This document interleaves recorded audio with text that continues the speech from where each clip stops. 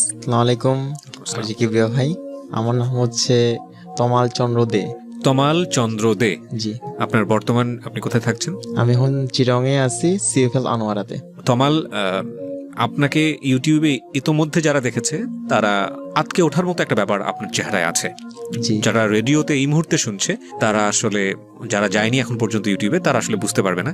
তো আমি যারা দেখেছে বা যারা দেখবে তাদের সুবিধার্থেই আমি প্রথমেই আপনার চোখে যে সানগ্লাসটা আছে এই মুহূর্তে পরিহিত, আমি সানগ্লাসটা একটু খুলে ফেলতে আপনাকে অনুরোধ জানাই। পুরো গল্পটাই আপনি সানগ্লাস ছাড়া বললে কি কোনো সমস্যা আছে? না, শিওর, কোনো প্রবলেম। জি, সো এই হচ্ছে আমাদের তমাল। আমি কোনো কিছু প্রথমেই তাজ দিতে চাই না প্রিয় শ্রোতা। তো তমাল, আমরা শুরু করি, ছোটবেলা থেকেই শুরু করি, হ্যাঁ, যেভাবে যেখান থেকে বলতে ইচ্ছে করে। জি ভাইয়া, আমি মূল ঘটনায় যাওয়ার আগে আমার ছোটবেলার কিছু কথা বলতে চাই। শিওর। মূলত আমরা সিলেটে থাকতাম। আমার জন্ম ওখানেই, আমার বাবার জন্ম ওখানেই। আচ্ছা। আমার দাদা পাকিস্তান আমলে ওখানে চলে যায় আর কি। সেই সুবাদে বাবা সরকারি চাকরিজীবী হিসাবে ওখানেই থাকেন। আচ্ছা। তো ওখানেই আমার পড়ালেখা, ওখানেই আমার জন্ম, ওখানেই বড় হওয়া। তো মাঝখানে একটা কারণে আমরা চিটং চলে আসি 2013 সালে। আচ্ছা। আমরা চিটং ইউরিয়া ফার্টিলাইজার ফ্যাক্টরিতে আমার বাবা জয়েনিং দেয়। তো ওখানেই আমরা বাসা টাসা নিয়ে ওখানেই থাকা শুরু করি। তো আমার আবার পড়ালেখা কিন্তু আমি সিলেটেই করতেছি, তখন আমার গ্রাজুয়েশন কমপ্লিট হয় নাই। আচ্ছা। তো গ্রাজুয়েশন কমপ্লিট হয় নাই, তো আমি চিটং থেকে সিলেট গিয়ে গিয়ে পড়ালেখা করতাম। আমার বাবারা হচ্ছে 4 ভাই, 3 ভাই ওখানেই থাকে, সিলেটে থাকে, একই কোম্পানিতে চাকরি করে, আর 1 ভাই থাকে বিদেশ। আচ্ছা, আমরা 1 ভাই 1 বোন। আমার মা আছে, আমার মা হাউস ওয়াইফ। ঘটনাটা শুরু হচ্ছে আমরা যখন চিটং চলে আসি তখন থেকেই। জি। তো আপনার বয়স কত যখন আপনি চিটাগাংয়ে আসলেন? আমার তখন 25। না, কিন্তু আমি 25 বছরের গল্পটা একটু আনতে চাই। মানে এই বর্তমান ঘটনায় আসার আগে আমরা একটু 25 বছরটাকে দেখতে চাই। আচ্ছা, সো আপনি ছোটবেলার স্কুল কলেজ বা যেই সময়টাতে যেখানে যেখানে পড়েছেন বা আপনার ছোটবেলার যে মেমোরিগুলো আছে যেগুলো যদি আমাদের সাথে একটু শেয়ার করতেন। অবশ্যই অবশ্যই। শিওর, একটু ধারাবাহিকভাবে প্লিজ। আমি আমাদের জায়গাটার নাম হচ্ছে এনজিএফ, ফেঞ্চুগঞ্জ, সিলেট। আচ্ছা। আমরা যে এলাকায় থাকতাম আর কি। জি। তো ওখানে আমি আমার স্কুলের নাম হচ্ছে এনজিএফ স্কুল। তো আমি ওখানে ভর্তি হই। ছোটবেলার লাইফটা যেমন হয় আর কি, হাসি আনন্দ মজা ঠাট্টা। বাবা কি করতো জানো আপনার? বাবা সরকারি চাকরি করতো বিসিআইসিতে, ওই এনজিএফএফ ফার্টিলাইজার ফ্যাক্টরি আচ্ছা লিমিটেড, ঠিক আছে।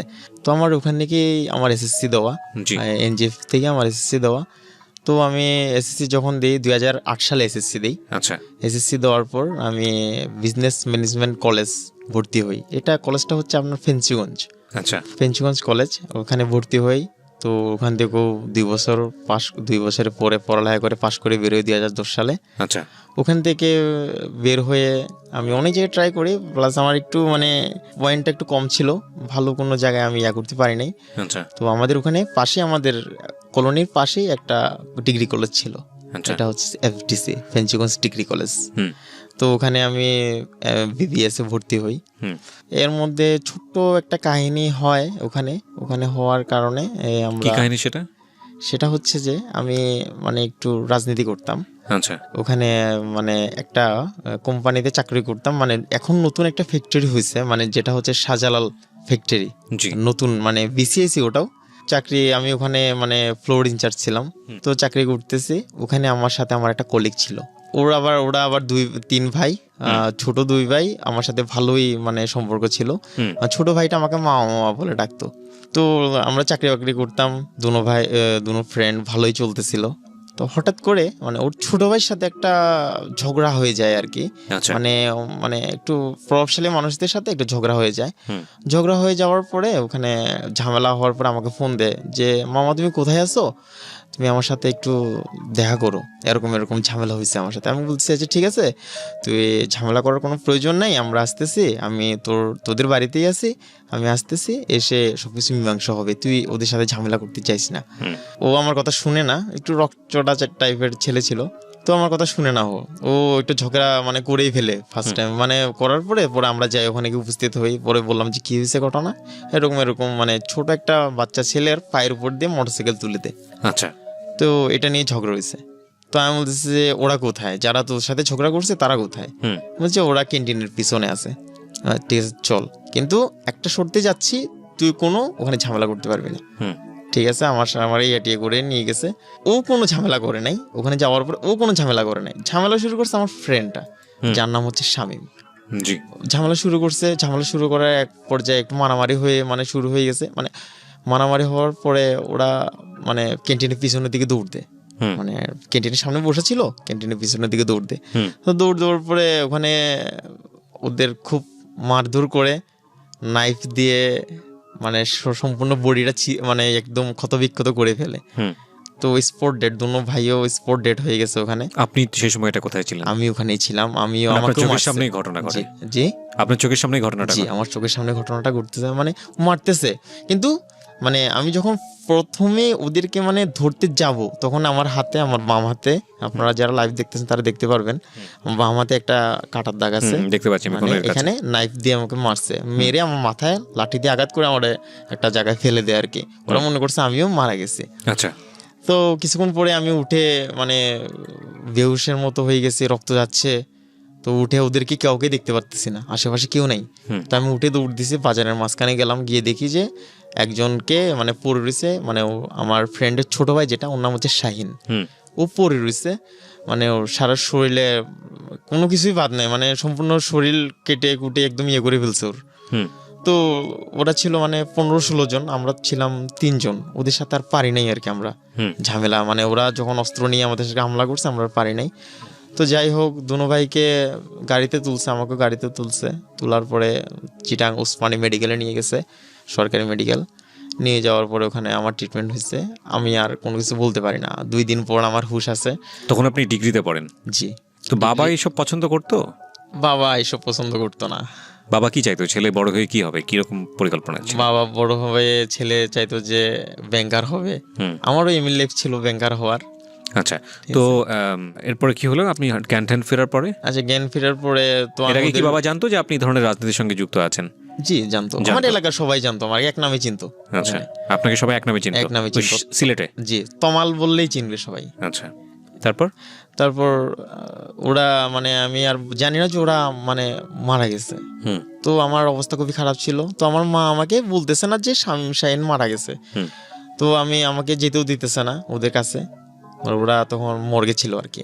তো যেতেও দিতেছে। এরা সবাই আপনার মানে বন্ধু?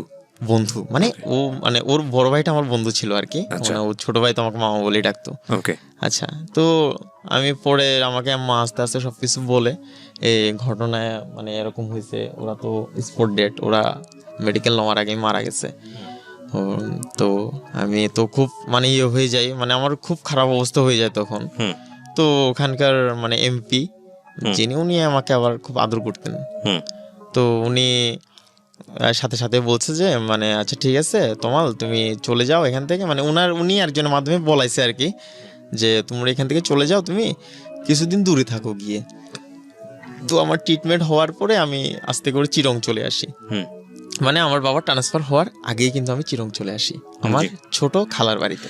মানে আপনার বাবা চিটাগংয়ে ট্রান্সফার হয়ে আসে? হ্যাঁ, ট্রান্সফার হয়ে আসে। আচ্ছা, তো খালার বাড়িতে চলে আসি। মানে এই ঘটনার হাত থেকে বাঁচার জন্য পরবর্তীতে কি হয় না হয় সেটা থেকে বাঁচার জন্য? কারণ আমার বাবা তো একজন নিরীহ মানুষ, মানে শান্তশিষ্ট প্রকৃতির মানুষ, এগুলো ঝামেলা নিতে চাচ্ছে না আর কি। আমার একটা বোনও আছে, ঠিক আছে, এইগুলো চিন্তা করে বাবা পরে ট্রান্সফার। চিটাগংয়ে আপনাদের কে ছিল?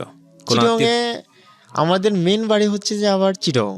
আচ্ছা, আমার বাবার বাড়ি হচ্ছে পটিয়া, আমার মার বাড়ি হচ্ছে রাঙ্গুনিয়া। আচ্ছা, ঠিক আছে। তো আমরা বাবার চাকরির সুবাদে ওখানে থাকতাম। তো এখানে আমার আন্টির বাড়ি হচ্ছে আবার চন্দনাইশ, ঠিক আছে। তো এখানে চলে আসি, আমি এখানে চন্দনাইশ চলে আসি। আসার পরে তো আমি অনেক দিন সিলেট যাই না আর কি। তো আবার আমার মামলা টামলা এগুলো নিয়ে পুলিশ আমাকে সিআইডি ইন্সপেক্টর যারা ইয়া করছে তারা আমার ফোনে যোগাযোগ করছে আর কি। ফোনে যোগাযোগ করে বলছে আচ্ছা ঠিক আছে, কোনো ধরনের কোনো দরকার পড়লে, আমি কিন্তু রাজসাক্ষী ছিলাম কেসটার, কারণ নিজ চোখে দেখছি আমি ঘটনাটা সম্পূর্ণ, কে কে মারছে, কারা কারা মারছে। তো ওরা মানে যারা মারছে তারা প্রভাবশালী হওয়ার কারণে ওরা মানে যে যার মতো সরে গেছে আর কি। কিছু ইন্ডিয়াতে চলে গেছে, কিছু ঢাকা ঢুকা এদিকে ইয়ে হয়ে গেছে। এখন আর কোনো খবরই নেই ওদের। যাই হোক, এই ঘটনা যখন খুব জানাজানি হয়ে গেল বা সবাই বলতেছে যে আপনারা চলে যান এখান থেকে, বা আপনার চাকরি যেহেতু ট্রান্সফারের ব্যবস্থাটা আছে তো আপনি সেই সুযোগটা নেন, আপনি চলে যান এখান থেকে আপনার ফ্যামিলিকে নিয়ে। আচ্ছা, তো আমাদের আবার সিলেটে টাকাও ছিল, আমরা ওখানে সেটেল হওয়ার চিন্তা ভাবনা ছিল আর কি সিলেট। তো বাবা এগুলো সবকিছু ফেলে টেলে এখানে চলে আসে, চিরং চলে আসে। চিরং চলে আসে 2013 সালে। আচ্ছা, ঠিক আছে, তো চলে আসে। তো এভাবে চলতেছিল, ভালোই দিন যাচ্ছিল, সময় যাচ্ছিল। চিরংয়ে যখন চলে আসি মানে তখন আমার একটা রিলেশন ছিল, মানে মেয়েটা ছিল এটা কি ঢাকা- সিলেটে থাকা অবস্থাতেই জি, রিলেশন জি, ছিল? জি। আচ্ছা, প্রায় কত বছরের 3.5 বছরের রিলেশনশিপ? এটা কি বোথ সাইড থেকে ছিল নাকি শুধু আপনার জায়গাটা না, থেকে দুনো সাইড থেকে ছিল। ছিল? ওকে। মানে সত্যিকারের ভালোবাসা যাকে বলে, মানে আমি ওকে আসলেই অনেক ভালোবাসতাম, হুম, মানে একদম ওরে আমি জীবনে চাইতাম, আমি আমার সারা জীবনের সঙ্গী হিসেবে। হুম, যাই হোক, তো রিলেশন ছিল। তো আমরা যেহেতু আমাদের ধর্ম হচ্ছে হিন্দু, হুম, তো আমাদের হিন্দু ধর্মে অনেক বাধ্যবাধকতা আছে, অনেক নিয়ম আছে। ওর ফ্যামিলিও জানতো আমার আর ওর রিলেশন। মেয়েটা ছিল ঢাকার, নাম ছিল মনীষা। আপনারই ধর্মের? জি, আমারই ধর্মের, ওকে।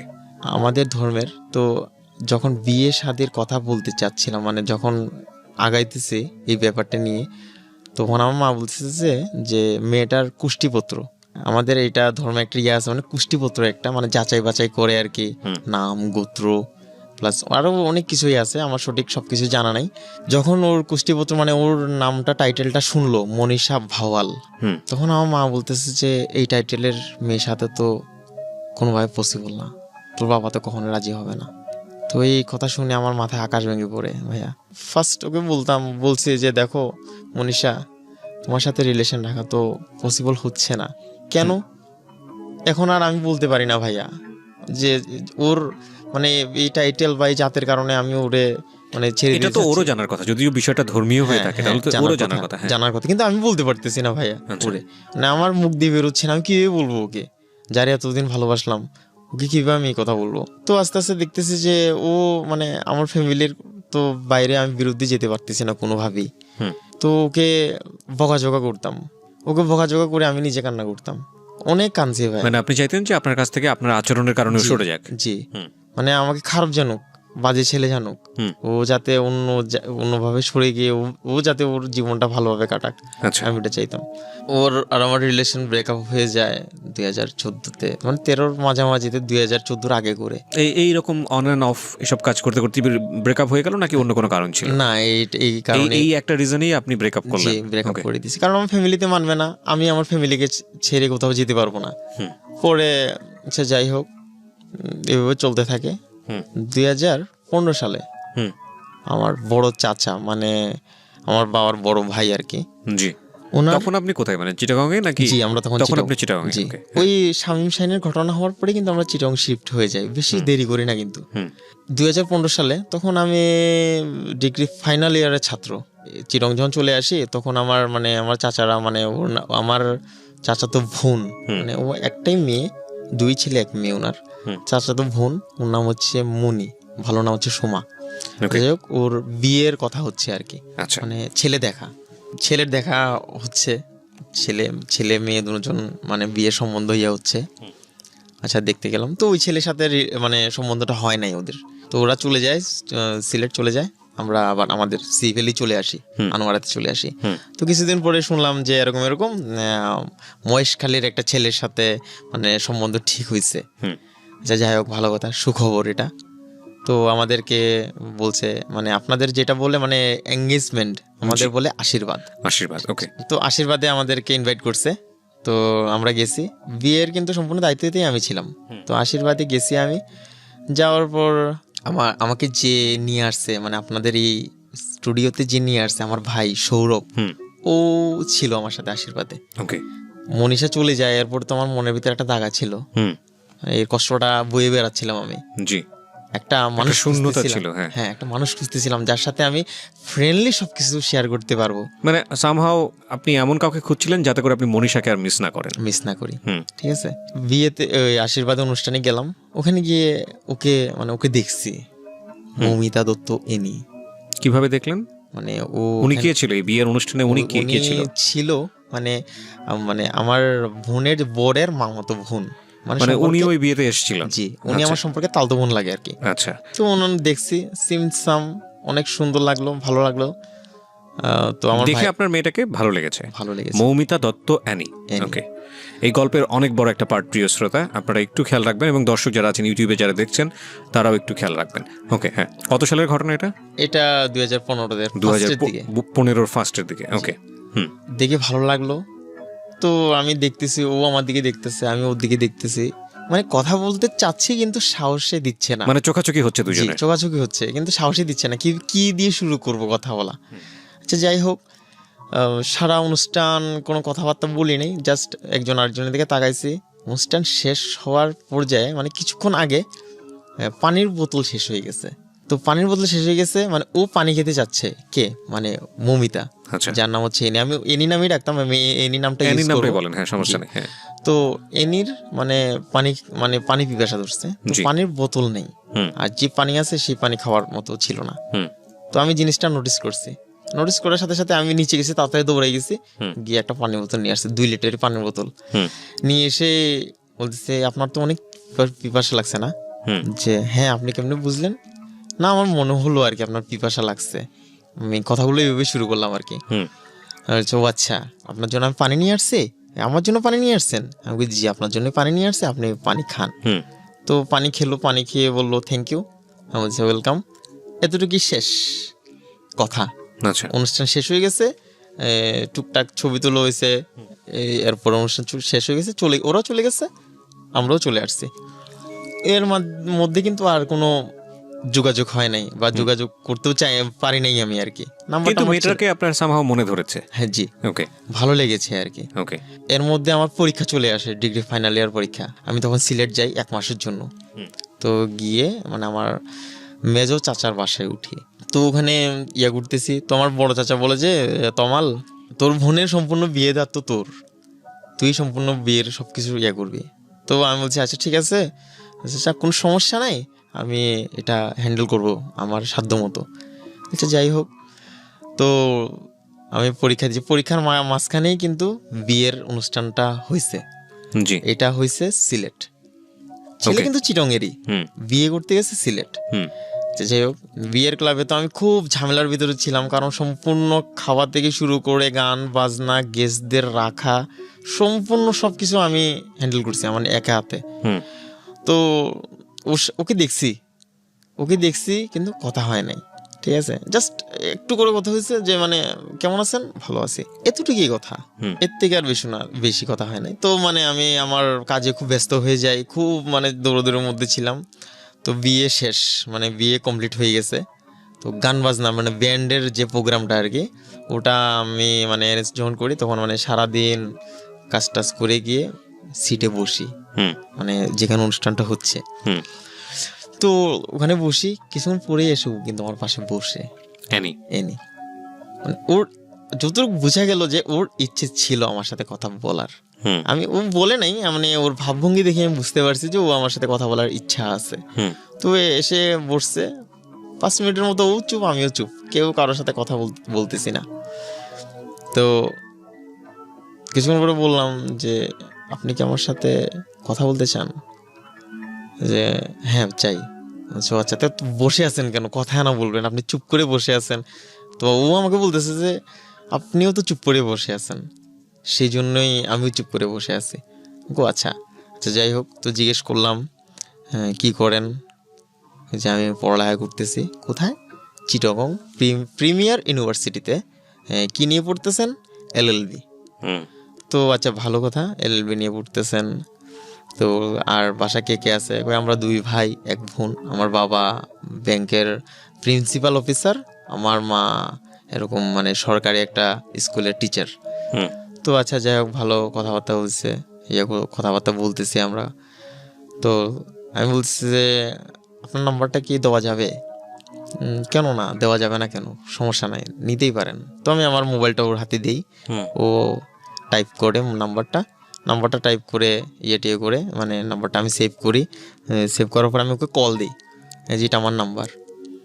তো আচ্ছা ঠিক আছে, আমি রাখলাম আপনার নাম্বার। তো সারাদিন তো জার্নি হয়েছে ভাইয়া, মানে শরীরটাও টায়ার্ড, একটু চা করতেছিল প্রাণটা। তো ওকেও আমি অফার করলাম চা চলবে নাকি? তো বলছে হ্যাঁ খাওয়া যায় চা। এখানে কোথায় পাবেন আপনি এত রাতে চা? আমি বলছি, আপনি খাবেন নাকি সেটা বলেন। বলছে হ্যাঁ খাবো। তো ওকে নিয়ে যাই। তো আমার সাথে আমার ভাইরাও ছিল, মানে ছোট ভাই ওরা ছিল, আমার বোন ছিল। একসাথে গিয়ে একটা রুমের ভিতরে বসে, ওখানে আবার ওই কমিউনিটি সেন্টারে একটা মানে ছোট একটা চায়ের ইয়ার মতো ক্যান্টিনের মতো আছে আর কি। ওখানে টেবিল দিয়ে আমরা সবাই গুল করে বসে আড্ডা দিতেছি, ইয়ে করতেছি, তো কথাবার্তা বলতেছি। তো আমি বললাম যে আচ্ছা আমি যে আপনাকে আপনি করে বলতেছি, আমি কি সঠিক বলতেছি? মানে আপনি কি আমার বড় হবেন না ছোট হবেন? যে একই সাথের হবো। যে আচ্ছা আপনার জন্ম কততে? 1991। আমি বাবা, তাহলে তো আমার জন্ম 1991-তে। যাক, তাহলে তো আমরা ফ্রেন্ডই। যে এত তাড়াতাড়ি ফ্রেন্ড করে ফেললেন আমাকে বলতেছো। যে আশ্চর্য, আপনি আমার তো ফ্রেন্ড না হলে এমনি আমার আত্মীয়, সম্পর্কে তালতো বোন লাগেন। ফ্রেন্ড না হলে নাই, তালতো বোন তো অবশ্যই। আচ্ছা যাই হোক, তো হাসি মজা ঠাট্টা চলতেছে, কথা হচ্ছে। তো বিয়ে টিয়ে শেষ। তো কনে যাত্রা মানে যখন বিদায় দিবে তখন মানে গাড়িতে উঠছে। গাড়িতে উঠে বলতেছে যে চিটং আসতে যোগাযোগ করবেন। তো আমি বলছি আচ্ছা ঠিক আছে, চিটং গেলে যোগাযোগ করবো। এর মধ্যে ভাইয়া মানে আমার তো পরীক্ষা চলতেছে, আমি চলে আসি, বাসায় চলে আসি। বাসায় ফ্রেশ ট্রেশ হয়ে SMS করে আপনারা কোথায় গেছেন। তো আমাকে রিপ্লাই একটা SMS দিছে, যা এত টেক কেয়ার করতেছেন কেন? না এমনি জিজ্ঞেস করতে মন চাইলো, ফোন দিলে কে না কে কী ভাবে, সেই কারণে আমি টেক্সট করলাম আর কি। ও আচ্ছা, আমরা তো এরকম অমুক কুমিল্লা এই জায়গায় আছি। তো আমি আচ্ছা তাহলে তো যেতে বেশিক্ষণ লাগবে না আর চিরং যেতে? না বেশিক্ষণ লাগবে না। আচ্ছা যাই হোক, তো এটা আমার মানে একটা পুরনো অভ্যাস মানে বলতে পারেন। মানে মনীষাকে আমি এটা করতাম, সকালে একটা গুড মর্নিং দিতাম, রাতকে একটা গুড নাইট দিতাম, কথা হোক বা না হোক। এই দুইটা SMS আমি 3.5 বছরে প্রতিদিন দিছি, এমন কোনো দিন মিস যায় নাই। ওকে মানে রাতে আমি গুড নাইট দিলাম, ও আর কোনো রিপ্লাই করে নাই। তাই মনে করছে হয়তো বা কি না কি মনে করতেছে, আমি করতেছি বা কিছু না কিছু মনে করতেও পারে। আচ্ছা ঠিক আছে, তো আর কিছু করে নাই। তো সকালে উঠে আবার গুড মর্নিং দিলাম, আর কোনো কথা হয় নাই। তো সপ্তাহখানিক শুধু গুড নাইট গুড মর্নিং দিছি আমি, এছাড়া কোনো কথাই হয় নাই। এবং কোনো রিপ্লাইও দেয় না, ও কোনো রিপ্লাইও দেয় নাই, আমিও কোনো মানে করিনি, আমরা কলও দিইনি। তো যাই হোক, এবার সপ্তাহখানিক পর একদিন কি কারণে জানি আমার SMS দিতে পারিনি আর কি, মানে একটা ঝামেলার কারণে মানে SMSটা দিইনি আর কি, ভুলে গেছিলাম। হঠাৎ কল এসে বললো যে কি ব্যাপার, আপনি আজকে SMS দিলেন না? তো আমি হেসে বললাম যে আপনি কি আমার SMS এর জন্য ওয়েট করে বসে থাকেন? তা না, SMS এর জন্য ওয়েট করে বসে থাকবো কেন, আপনার SMS দেন যে আমার থেকে ভালো লাগে। আমি আচ্ছা তাই, তো শুধু কি SMS দিব নাকি ফোন টোন দিতে পারবো? না, চাইলে আপনি ফোনও দিতে পারেন, কোনো সমস্যা নাই। তো আমি টানা 1 মাস ওখানে থাকি। তো আমাকে পরীক্ষার সুবাদে আমার কারণে আমি ওখানে থাকি আর কি, সিলেট। প্রতিদিনই কথা হইতো। তো আমি সকালবেলা ঘুম থেকে উঠতে পারতাম না, তো আমি বলতাম যে আমাকে একটু 5টার সময় ডেকে দিও, 6টার সময় ডেকে দিও, 5:30টার সময় ডেকে দিও। তুমি তো চলে গেলেন তখন? জি, তখন কি তুমিতে চলে গেলেন? না, তখন কি তুমি করে বলতেন? না না, আপনি করে বলতেন। সেজন্যই বলছেন আর কি, মানে যে সকালবেলা ডেকে দিয়েন। হ্যাঁ ডেকে দিয়েন, আপনি একটু আমাকে সকালবেলা ডেকে দিন। তো আচ্ছা ঠিক আছে, আমি ডেকে দিব। চলে এভাবে ও আমাকে প্রতিদিন সকালে ডেকে দেয় করে। তো একটা অভ্যাস হয়ে যায়, ও আমার একটা অভ্যাসে দাঁড়ায় যায়। মানে ও আমাকে সকালবেলা ফোন না দিলে আমার যেন কেমন লাগতো, মানে ফোন দিচ্ছে না কেন।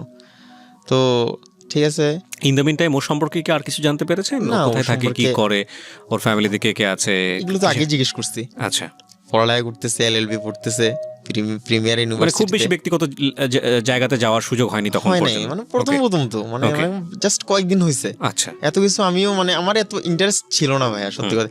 জাস্ট একটু ভালো লাগা আর কি, এক নজরে যেটা ভালো লাগা বলে ওইটাই লাগছিল আর কি ওকে দেখে। এতটা যে আপনি বলতে মানে পারেন যে ভালোবাসা, ওইরকম কোনো কিছুই না, জাস্ট ভালো লাগা। ওকে। তো আমি পরীক্ষা দিয়ে চলে আসি কোথায়, চিটং চলে আসার পরে তো আমার বোন যেটা সোমা, যার বিয়ে হয়েছে, জি, তো আমার বোনকে আমি ফোন দিই যে দিদি কোথায়, যে আমরা তো এরকম আছি, চিরং আছে এরকম এই জায়গায়। তো আমি বলছি কোথায় আছো? কাপ্তাই রাস্তার মাথা, কোয়াশ রাস্তার মাথা বললে তুই এখানে আসলে আমি তোকে এখান থেকে রিসিভ করবো। এই বোনটাকে যার বিয়ে হলো? জি, যার বিয়ে হয়েছে আমার চাচাতো বোন। চাচাতো বোন, কি নাম ছিল ওনার? সোমা। সোমা। সোমা দে। তো ভালো কথা। তো আমি এর আগে মানে এনির সাথে কন্ট্যাক্ট করি যে আমি আপনার সাথে দেখা করতে চাই। আমার মানে বোনের বাড়িতে যখন মানে যাওয়ার কথা হচ্ছিল আমার বোনের সাথে, এর আগে কিন্তু আমি এনির সাথে যোগাযোগ করি যে আমি আপনার সাথে দেখা করতে চাই, আপনি কি সময় দিতে পারবেন কিনা। যে কোথায় দেখা করবেন? যে আমি তো আমার বোনের বাসায় আসতেছি, আপনি চাইলে ওখানে আসতে পারেন যদি চান, আর না চাইলে অন্য জায়গায়, বললো অন্য জায়গায়। আচ্ছা যাই হোক, তো আমি গেলাম আমার বোনের বাসায় গেলাম, আমার বোন আমার ওখান থেকে রিসিভ করছে। তো ওখানে যাওয়ার যে গিয়ে দেখি ওরা আগে থেকে ওখানে বসা। আচ্ছা। এনি আর এনির ছোট ভাই, ওর ছোট ভাইয়ের ভালো নাম হচ্ছে তন্ময় দত্ত, মেবি তন্ময় দত্ত, হ্যাঁ হ্যাঁ, এমনি ডাকনাম হচ্ছে অনিক। অনিক, ওকে। জি। তো ওখানে গিয়ে বসা, দেখলাম, কথাবার্তা বললাম, তো খাওয়া দাওয়া করলাম। তো বিকালে ছাদে গেলাম, ছাদে গিয়ে কথাবার্তা বলতেছি, পাশে এসে দাঁড়াইছে, কথাবার্তা বলতেছি, ইয়ে করতেছি। তো কথাবার্তা বলতে বলতে আমার এখনো স্পষ্ট মনে আছে, আমাকে বলতেছে তুমি এত লেট করলা কেন। ফার্স্ট টাইম ও আমাকে তুমি বলছে, সরি। তো ও বলছে আচ্ছা সরি, আমি তোমাকে তুমি করে বলে ফেলছি, আপনাকে তুমি করে বলে ফেলছি। সমস্যা নাই, আমরা তো সেম এজের, নো প্রবলেম, তুমি করে তো বলাই যেতে পারে, কোনো সমস্যা না। আচ্ছা যাই হোক, তো আমিও কথা বলতেছি, মানে আপনি তুমি প্রথম অবস্থায় যা হয় আর কি। তো আস্তে আস্তে আস্তে আস্তে তুমি তুমি কথা বলতে থাকলাম, তুমি করে বলতে থাকলাম। ও আমাকে বলে যে এখানে তো মন খুলে কথা বলতে পারতেছি না, আমার ছোট ভাইও আছে, আমি তোমার সাথে দেখা করতে চাই। আমাকে কোথায়? এরকম বদ্দারের একটা জায়গা আছে, জিয়া পার্ক। আচ্ছা। তো ওখানে দেখা করতে চাই। তো আমি বলতেছি আচ্ছা ঠিক আছে, দেখা করবা, কোন দিন দেখা করবা? যে আজকে তো কি তুমি এখানে থাকবা? তো মনে হচ্ছে আমি তো জানি না, দিদি যদি যাইতে না দে তাহলে তো অবশ্যই থাকা লাগবে। যে আমি বলতেছি তোমরা কি থাকবা নাকি? যে দেখি। তো অনেক করেও ওরা থাকতে পারে না, মানে ওর ফ্যামিলিতে মানে না আর কি, কিছু মানে কি কারণে রাজি হয় না আমি সেটা জানি না। তো ওরা চলে যায়, ওরা ভাই বোন চলে যায়, ওদেরকে আমি গাড়িতে তুলে দিই, গাড়ি ভাড়াও দিয়ে দিই, চলে গেছে। আসছি, আমার পকেটে ভাইয়া মাত্র 100 টাকা। মানে আমার পকেটের অবস্থা খারাপ ছিল। তো পার্কের সামনে এসে দাঁড়াইছি, কাউন্টারে ঢুকলাম, ও তখনও আসে নাই, মানে টিকিট নেওয়ার জন্য আমি ঢুকলাম। ঢুকে শুনেছি একজন 100 টাকা করে। এখন পড়ছে আমার মাথায় বাস। এখন একটা মেয়েকে আমি ডাকলাম, ওকে এখন খাওয়াতে তো পারবো না, টিকিটটা কাটার মতো তো টাকা নেই, আর টিকিট যদিও কাটি আমি বাসায় যাবো কিভাবে? আমার বাসা ওখান থেকে আরো না হলে 20 কিলোমিটার দূর। জি। তো আমি বলতেছে, ওকে ফোন দিলাম, কোথায় তুমি? যে আমি চলে আসতেছি। যে আচ্ছা ঠিক আছে, আসলেই বলবো। তো আমি একটা গাছের নিচে বসে আছি আর কি। যে এইভাবে বসে আছো কেন? যে আমার ভিখারির হাল। কেন, কি হচ্ছে? যে টিকিট কাউন্টারে গেলাম, গিয়ে দেখলাম টিকিট একজন 100 টাকা, এখান তো আমরা দুইজন, সেই জন্য তুমি মাথায় হাত দিয়ে বসে রয়েছো, চলো। তোর ব্যাগ থেকে নতুন 100 টাকা নোট একটা বের করে আমার হাতে থেকে, যাও টিকিট কেটে নিয়ে আসো। আমার কাছে 100 টাকা ছিল, গেলাম, গিয়ে টিকিট কিনলাম, ভিতরে ঢুকলাম। ফার্স্ট ডেটিং বলা যাবে না, জাস্ট ফার্স্ট মানে পরিচয়, ভালোভাবে পরিচয় হওয়ার ফার্স্ট দিন আর কি। ওকে। 5 ঘন্টা আমরা একসাথে ছিলাম, কথা বলি, ওর ভালো মন্দ জিজ্ঞেস করি, কি পছন্দ, কি খেতে ভালোবাসে, কি করতে ভালোবাসে, ও আমারগুলো জিজ্ঞেস করে। এইভাবে আমরা কথাবার্তা বলি, 5 ঘন্টা বলি আর কি কথাবার্তা। তো প্রায় সন্ধ্যা হয়ে যায়। তো আমি বলছি যে চলো তোমাকে আমি বাসায় পৌঁছে দিই। যে কীভাবে পৌঁছে দিও, তোমার পকেটে তো টাকা নেই, তুমি যাবো কীভাবে? আমি বলি আচ্ছা একটু সমস্যা নাই, ওটা আমি আমারটা ব্যবস্থা করে নিব, চলো তোমাকে আমি পৌঁছাই দিই। ঠিক আছে, যাবো একসাথে, তোমার সাথে দুজন হেঁটে হেঁটে যাবো বাসায়।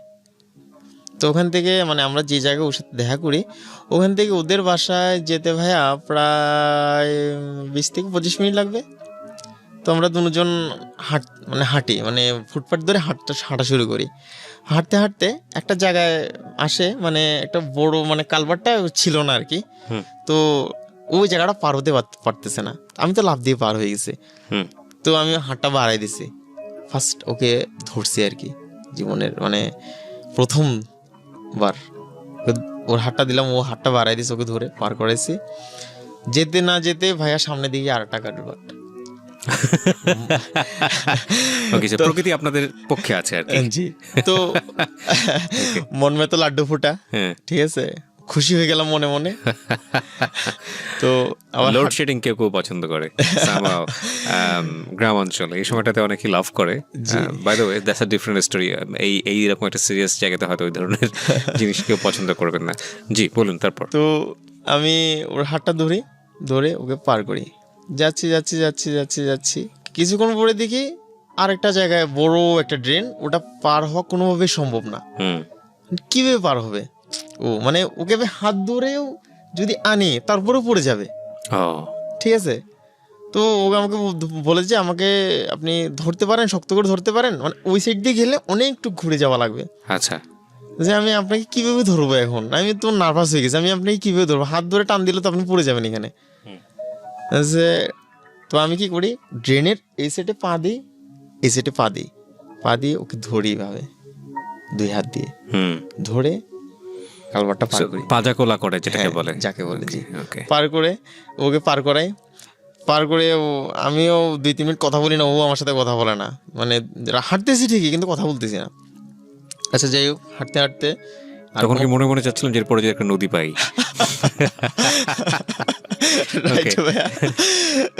যাক, তো আর কোনো কথাবার্তা হয় না ওর সাথে, ও চুপ, আমিও চুপ।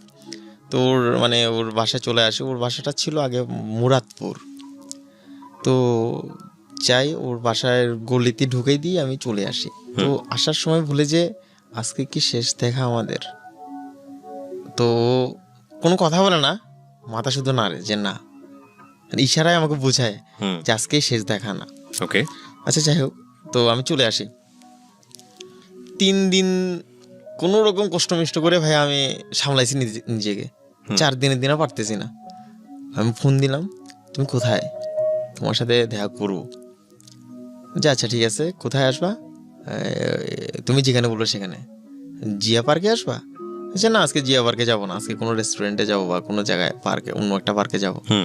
তো আমার ভাইয়া ক্যাশ জমানো ছিল, মোটামুটি টাকা পয়সা ভালোই জমানো ছিল।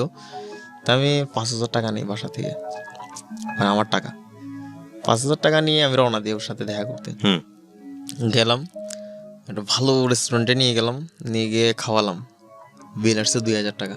ওকে, তো খাওয়া দাওয়া করার পরে বের হয়ে আসলাম, এসে একটা পার্কে গেলাম। এটা হচ্ছে কাজীর দেউরি একটা পার্ক আছে, ছোট বাচ্চাদের একটা পার্ক আর কি, শিশু পার্ক যেটাকে বলে। তো পার্কে গেলাম, ওখানে বসলাম, আইসক্রিম খাচ্ছি, বসে কথা বলতেছি। তো কথা বলতে বলতে আমি জানি না মানে ওর আইসক্রিমটা ও ইচ্ছা করে ফেলে দিছে নাকি পড়ে গেছে, সেটা আমি বুঝতে পারিনি।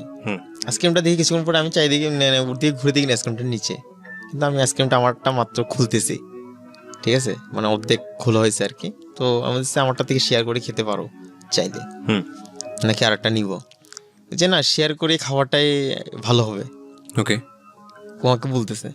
আচ্ছা যাই হোক, ও শেয়ার, আমি আর ও আইসক্রিমটা শেয়ার করে খাইছি, মানে আইসক্রিম আপনারা শেয়ার করলেন। জি। সো আর কি বাকি থাকলো কি আর কি, মানে শুধু আমাদের জায়গা থেকে আমরা আসলে টু ফার্স্ট একটা জেনারেশনে বসবাস করি তো, আর 2015 সালের ঘটনা, মাত্র 2 থেকে 4 বছর আগের ঘটনা।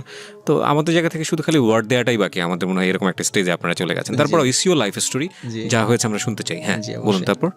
তারপরে আমি কিছুদিন ওর সাথে দেখা করি না, প্রায় সপ্তাহখানিক হবে দেখা করি না। তো ও নিজে থেকে আমাকে ফোন দিয়ে বলতেছে যে কোথায় আছো, আমি তোমার সাথে দেখা করতে চাই।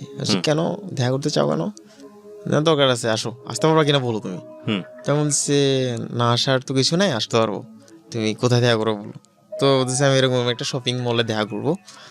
তেমন আচ্ছা, শপিং মলটার নাম হচ্ছে নিউ মার্কেট, ঠিক আছে।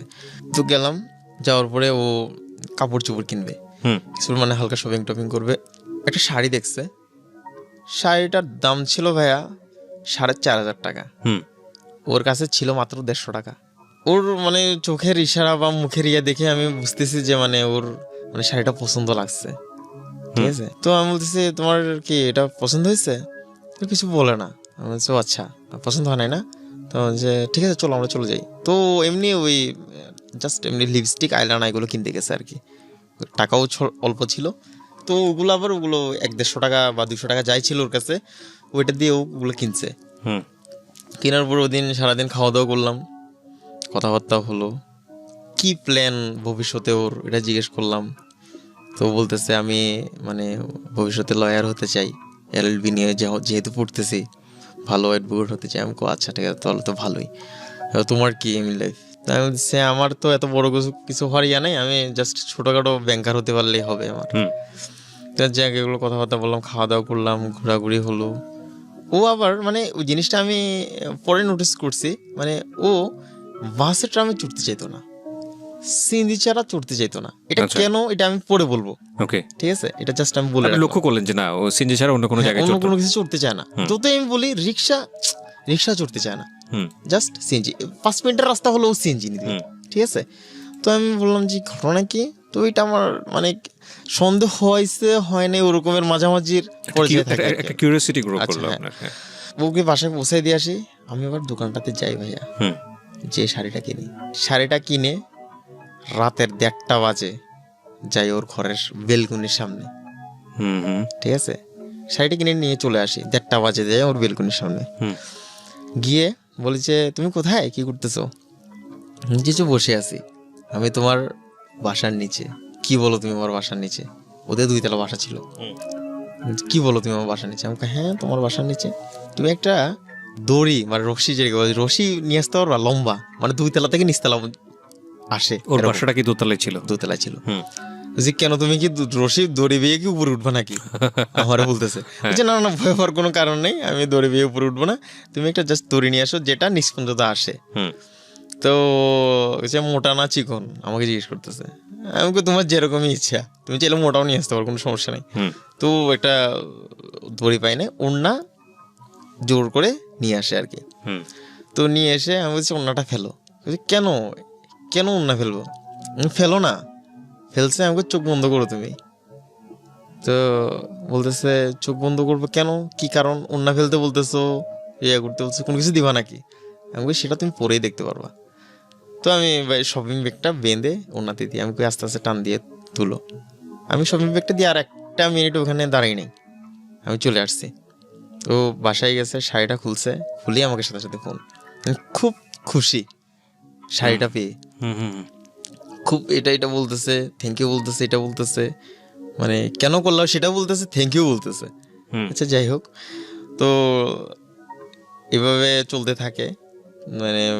তো মাঝখানে আবার আমার মেজো চাচা যিনি বলছে যে আমার পরীক্ষার সময় যার বাসায় গিয়ে উঠছিলাম, তার আবার 2টা ছেলে 2টা মেয়ে। বড় মেয়ের বিয়ে হয়ে গেছে, ছোট মেয়ের বিয়ের কথাবার্তা চলতেছে আর কি। মানে আমার মানে মেজো চাচার ছোট মেয়ের বিয়ে। তো ছেলে আবার এখানে রেলওয়েতে চাকরি করে, ভালো দেখছে, সম্বন্ধ করছে। ওর আবার বিয়ে হয়েছে চিটংয়ে, মানে একদম আশীর্বাদ থেকে শুরু করে বিয়ের যাবতীয় জামাই ভাতা, বউ ভাতা সব অনুষ্ঠান চিটং হয়েছে, ঠিক আছে? তো আমি 1 মাসের জন্য ভাইয়া চিটং চলে আসি। 1 মাসের যখন চিটং চলে আসে, মানে আমার মানে যে আমার চাচি বলতেছে যে আমার যে ছেলে দুনোটাই তো খুব ব্যস্ত, ওরা পড়ালেখা নিয়ে খুব বিজি, তুমি আমাকে সময় দিতে পারবে কিনা? তো আমি তো ভাই ফ্রি লাইফ, আমার ফাইনাল পরীক্ষা শেষ, সমস্যা নেই চাচা, আমি সময় দিব। আমি চলে আসি কোথায়, চিটং মেইন টাউনে আমার বাসা থেকে 1 মাসের জন্য চলে এসে এখন শুরু হয়েছে প্রতিদিন দেখা করা, মানে যেহেতু সুযোগ হয়েছে। হ্যাঁ প্রতিদিন দেখা করা। এখন 2-3 দিন দেখা করছি, বাইরে বের হয়ে খাওয়া দাওয়া করলাম। একটা জামা কিনতে চাইছিল, একটা শপিং মলে গেছি আমরা, মানে চিটং আসার 3 দিনের দিন আর কি। তো একটা শপিং মলে নিয়ে গেছে আমার, এরও একটা জামা চয়েস হয়েছে। তো জামাটা ও আবার টাকা নিয়ে আসছিল, তো আমি ওকে টাকাটা দিতে দেই নাই। তো জামাটা আমার নিচে ঘুরলাম, খাওয়া দাওয়া করলাম, চলে গেছে। হঠাৎ করে একদিন আমাকে ফোন দিয়ে বলে যে আমার একটা জায়গায় যাওয়ার খুব ইচ্ছে হচ্ছে। কোথায়? হচ্ছে একটা কবিলধাম একটা জায়গা আছে, মানে আমাদের ধর্মীয় একটা স্থান আর কি। তো ওখানে যাওয়ার খুব ইচ্ছে। তো অনেক দূরে, তুমি কি শিওর সময় দিতে পারো নাকি?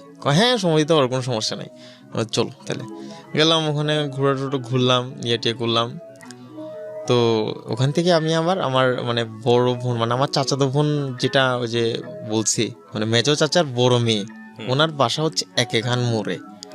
মানে ওখান থেকে বেশি দূর না, ধর্মীয় স্থান যেটা বলছি কপিলধাম, ওখান থেকে বেশি দূর না। তো আমি ওকে ওখান থেকে আমার বোনের বাসায় নিয়ে গেছি আর কি। তো বোনের বাসায় নিয়ে গেছি, তো কথাবার্তা হচ্ছে, কথাবার্তা সবার সাথে পরিচয় করাই দিয়েছি, ফ্রেন্ড হিসেবে পরিচয় করাই দিয়েছি সবার সাথে। তো পরিচয় করাই দেওয়ার পরে তো আমার দাদাকে আমি ইশারায় বললাম যে ওকে একটা কার্ড দেওয়ার জন্য বিয়ের, ঠিক আছে, বিয়ের কার্ড দেওয়ার জন্য। তো দাদাও একটা বিয়ের কার্ড দিল যে তুমি আসবা আমার এই বিয়েতে, আর ফ্যামিলি সবাই দাওয়াতে রইল। আচ্ছা আচ্ছা, যাই হোক আমি ওকে বাসায় নিয়ে পৌঁছে দিছি। তো এর মধ্যে এগুলো ঘটনা কিন্তু আমার বাবা মা জানে না, ঠিক আছে, সম্পূর্ণ এগুলো আমি গোপন করছি। জি, ওর সাথে যে আমি কথা বলতেছি, দেখা করতেছি, জানতো আমার ছোট বোনটা, অল্প স্বল্প জানতো। তো ও আমাকে বলতেছে যে বেরোতে পারবো নাকি, আমি বলতেছি প্রতিদিন তো দেখা করতেছি, বেরোতে পারবো নাকি, এটা কোন ধরনের কথা, প্রতিদিন তো দেখা করতেছি, আসবো, কোনো সমস্যা নেই। তো আমি আমার বোন আবার ওই বিয়ের একটু কেনাকাটার জন্য বেরোইছে। তো আমি এনিকে বললাম যে ইয়া হয়েছে, আমার বোন একটু কেনাকাটা করবে, তুমি আসতে পারো নাকি, কোনো সমস্যা না, আসতে পারবো। তো ওকে নিয়ে আমি আবার সেদিন ওর বাসায় যাই, ফার্স্ট ওর বাসায় যাওয়া, মানে ওর বাড়িতে গেলেন? ওর বাসায় গেছি, হ্যাঁ। তো আমার ছোট বোনকে নিয়ে বাসায় গেছি, ওর মানে উদ্দেশ্য ছিল মানে আমি আমার বোন মিলে একসাথে বাজার করবো। আমার ছোট বোনের নাম হচ্ছে তমাদে তন্নি। আচ্ছা, যাই হোক, তো ওখানে বাসায় গিয়ে দেখি ও আর ওর ছোট ভাই আছে। ওর বড় ভাই তো ঢাকায় থাকতো, মানে এনির বড় ভাই ঢাকায় থাকতো আর কি, আর ওর ছোট ভাই চিটংয়ে থাকতো। ওর মা বাবা তো সকালেই বের হয়ে গেছে, দুজন চাকরিজীবী মানুষ, বাসায় কেউ থাকতো না। তো ও আমাকে ওকে নিয়ে বের হওয়ার পরে কেনাকাটা করে আমার বোন যা যা কিনতে চাইছে ওকে কিনে দিছি। আমার বোন যা যা চাইছে ও সেম জিনিস ওকেও কিনে দিছি আমি। আচ্ছা, কারণ ওই বিয়েতে একসাথে আসবে, এই কারণে। তো কিনে দেওয়ার পরে সেদিন একটু ঝামেলা হয়ে যায়, সেদিন মানে ঝামেলাটা তখন থেকে একটু শুরু হয় আর কি। ঝামেলাটা হয় কেমন, আমরা ফোনে কথা বলতে পারতেছিলাম না, ওর বাসায় একটু সমস্যা হচ্ছিল। আচ্ছা, তো ও আমাকে একটা বুদ্ধি দেয় যে আমরা যদি একজন আরেকজনকে তুই করে বলি তাহলে আর কোনো প্রবলেমই থাকবে না, আমরা সারা ঘর ঘুরে ঘুরে কথা বলতে পারবো, আরামসে কথা বলতে পারবো। হ্যাঁ, আরামসে কথা বলতে পারবো। তো আমি ঠিক আছে, কোনো সমস্যা নাই, তুই করেই বলা শুরু করি। তখন তুই করেই বলা শুরু করলাম। ও সারা ঘর, ওর মার পাশে গিয়ে, ওর বাবার পাশে গিয়ে, ওর ভাইদের পাশে গিয়ে কথা বলতেছে, আমি কথা বলতেছি আমার সারা ঘরে ঘুরে ঘুরে, কোনো সমস্যা নাই। আচ্ছা, যাই হোক, যেদিন তুই করে বলা শুরু হয়েছে এই 2 দিন পরে ওরে নিয়ে আমি বেরোইছি ঘুরতে বেরোইছি। তো আমাকে বলতেছে যে তমাল, তোকে আমি একটা কথা বলতে চাই। বলছে হ্যাঁ বল। আমরা কিন্তু তখন মানে সামনাসামনি হলো, কিন্তু তুই করে বলতাম, তুমিতে যাননি আর। হ্যাঁ, আমি আর তুমিতে যাইনি, তুই করে বলতাম। তমাল, তোকে একটা কথা বলার ছিল। আমি বল, কি বলবি? তোকে আমার ভালো লাগে। ওই ফার্স্ট বলে? হ্যাঁ। যে ওমা, এটা কোন ধরনের কথা বললি? ভালো তো আমারও লাগে, তোরও তো ভালো লাগে সেটাও আমি জানি, আমারও যে ভালো লাগে সেটাও তুই জানোস। ভালো না লাগলে কি আমি তোকে এত সময় দিতাম, এত ঘোরাঘুরি করতাম আমরা? যে এই ভালো লাগা সে ভালো লাগা না, তাহলে আমি তোর সাথে সারা জীবন থাকতে চাই। আমি কিছুক্ষণ চুপ হয়ে যাই ভাইয়া, কারণ ফার্স্টে এই ধরনের কথাবার্তাগুলো কিন্তু ছেলেরাই বলে সাধারণত, মেয়েরা কখনোই বলে না। সেই যুগান নেই ব্রাদার, হ্যাঁ, খুব কম বলে। মেয়েরা ছেলেরা যার যেটা মনে আসছে সে সেটাই বলে দিচ্ছে। ওকে, ফাইন, ঠিক আছে, হ্যাঁ, সাধারণত হয় এরকম, আপনি যেটা বলছেন, ঠিক আছে। হ্যাঁ, আমি কিছুক্ষণ চিন্তা করে বললাম যে আচ্ছা, ভালো লাগে, থাকতে চাস, এটা তো তুই আমি ডিসিশন নিলে হবে না, এটা তো 2টা ফ্যামিলির ডিসিশন নিতে হবে, এটা অনেক বড় একটা ব্যাপার। আর সবথেকে বড় কথা হচ্ছে আমি এখনো কোনো কিছু করি না, বলতে গেলে আমি এখন বেকার। আর যে টাকা পয়সা আমি রুজি করি, এই টাকা পয়সা দিয়ে আমি তোকে কখনো ইয়ে করতে পারবো না। সময় আছে, দেখি আগে সম্পর্কটা কতটুকু যায় কি যায়, তারপরে আমরা বলবো, বাসায় জানাবো। ঠিক আছে, তোকে কথা থাকে, মানে এক পর্যায়ে একজন আরেকজনকে কথা দেওয়া কিন্তু হয়ে গেছে। তো ও আমাকে বাসায় ডাকে, ওর বাসায় কেউ নেই, মানে ওর বাবা আগে বের হয়, তারপর ওর মা আগে বের হয়, তারপর ওর বাবা, তারপর ওর ছোট ভাই, তারপর বাসা সম্পূর্ণই খালি। ও একা থাকে, মানে ও সবার লাস্টে বের হয় আর কি কলেজের জন্য। ওকে। তো আমাকে যেদিন যেতে বলতো সেদিন ও আর কলেজে যেত না, আমি বাসায় যেতাম, কথাবার্তা বলতাম, আমাকে ভাত খাওয়াই দিত, কিছু করলে আমার জন্য করতো, খাওয়াই দিত। এরকম করতে করতে একটু কাছে চলে আসি একজন আরেকজনের। তো আমার যেন ভিতর থেকে কেমন যেন একটা জিনিস চলে আসে, আমি ওকে একটু জড়ায় ধরে ওর ঘাড়ে একটা কিস করি। এই ফার্স্ট কিসটা করে ওকে ওকে আমি 3-4 মিনিট জড়ায় ধরে রাখি। ও কোনো কথা বলে না, আমি কোনো কথা বলি না। তারপর একজন আরেকজনকে ছেড়ে দিছি, তারপর ওর মতো আমি আমার মতো।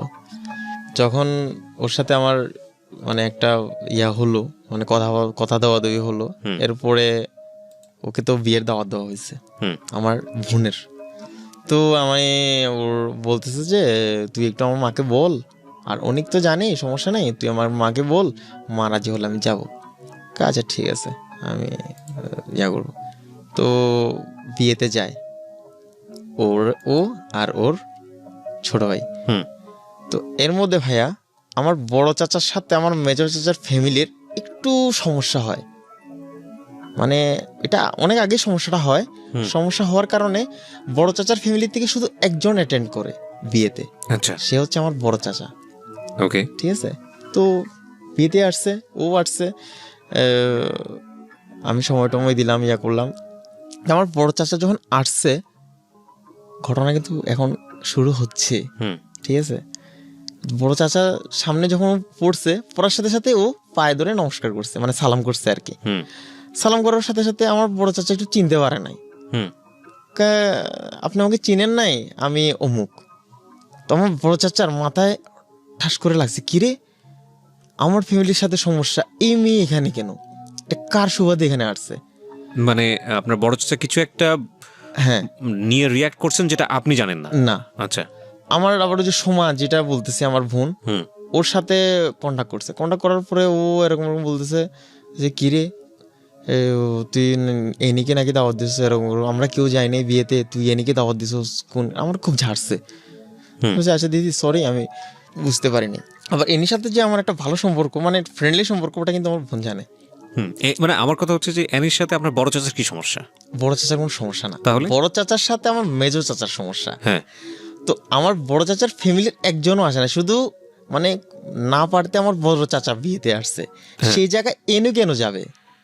এনি তো আরো দূর সম্পর্কের। ও ওকে, ঠিক আছে, রাইট রাইট। এইখানে হচ্ছে খটখাটা। এটার ব্যাপারে ওরা তো ঘরে ঘরে কথা হয়েছে, সবকিছু ডিসকাস। তো এটা নিয়ে আমার চাচা আমার খুব মানে বকাঝকা করছে, করছে, মানে কিছু একটা মনে করেছে আপনাদের মধ্যে কি সম্পর্ক আছে বা কোনো একটা যেটা বোঝাও যায় বা বোঝাও যাচ্ছে না, কিন্তু বিষয়টা খুব বিব্রতকর। ওকে, আচ্ছা যাই হোক, এর থেকে সমস্যাটা শুরু হলো। আমার বোন আবার তখন মানে যাকে বলে সাপের মতো আর কি, সাপ দুধ কলা দিয়ে সাপ পুষলেও সাপ কিন্তু ছোবল মারে। আমার বোন মানে বড় চাচার ফ্যামিলি হচ্ছে সেরকম। ঠিক আছে। তো আমার বোন আমাকে ফোন দিয়ে খুব করার পরে এনিকেও আমার নামে যা নয় তাই ভাইয়া বুঝায়, মানে যেটা আমি করি না সেটাও বুঝায়, যেটা করছি সেটাও বুঝায়। এই বোনটা কোন বোন? আপনার আপন বোন? না। তাহলে আমার বড় চাচার যে বোনের বিয়েতে আমি সিলেট গেছিলাম, ওই মেয়েটাই, মানে যার মাধ্যমে আসলে এনিদের সাথে সম্পর্ক হয়েছে। ওকে। তো ও এনিকে সবকিছু বলে, তো এনি মানে আমার প্রতি এমন একটা হয়ে যায়। ঠিক আছে। তো হয়ে যাওয়ার পরে আমাদের রিলেশন কিন্তু এর মধ্যে কিন্তু প্রায় 3.5 মাসের উপরে, প্রায় 4 মাস রিলেশন। ওকে। তো হঠাৎ করে আমাকে একদিন ডেকে বলে যে তমাল, তোর সাথে তো আমি আর কথা বলতে পারবো না। বলছি কেন, কি সমস্যা হয়েছে, কথা বলতে পারবি না কেন? দেখ তুই ভালোবাসার মধ্যে অনেক আসবে, ঝড় আসবে, সেগুলো কিন্তু সামাল দিতে হবে। এগুলো সামাল দিয়ে না উঠলে ভালোবাসার কোনো থাকে না। তো বলছে না, আমি তোর সাথে সম্পর্ক রাখতে পারবো না, এটা অন্য একটা কারণ। বলছি কি কারণ? একটা ছেলের সাথে আমার 5 বছর ধরে রিলেশন আছে। আমি বলছি 5 বছর ধরে একটা ছেলের সাথে রিলেশন, তাহলে তুই আমার সাথে এগুলো কি করলি? আমার সাথে তাহলে ফ্রড করলি। আমি তো তোকে ফোর্স করি নাই যে তোর আমার সাথে রিলেশন করাই লাগবে। তুই আমার বন্ধু ছিলি, বন্ধু থাকতি, তুই আমার ফ্রেন্ড ছিলে, ফ্রেন্ড থাকতি, না হলে আমার তালতো বোন ছিল, আমার আত্মীয় ছিল, আত্মীয় থাকতি। গার্লফ্রেন্ড হওয়ার তো কোনো দরকার ছিল না। আমি তো তোকে ফোর্স করি নাই এটা ব্যাপার নিয়ে। সরি রে, আমি আসলে ভালো লেগে গেছিল আর কি তোকে। এর মধ্যে কিন্তু ভাই আমার থেকে 30-40 হাজার টাকার উপরে খেয়ে ফেলছে। আমি বলতেছে আমার মন টন খারাপ হয়ে গেছে। আমি আর ছেলে সম্পর্কে মানে ওরকম কিছু জিজ্ঞাসা, আমি ছেলে কিছু করে কয় আমার সাথে একই সাথে পড়ে, ও তুই জিজ্ঞেস করে, আর কিছু জিজ্ঞেস করি নাই। চলে আসি, চলে আসার পর বাসায় চলে আসে সপ্তাহখানিক আমি আর ফোন টোন দিই নাই ভাইয়া।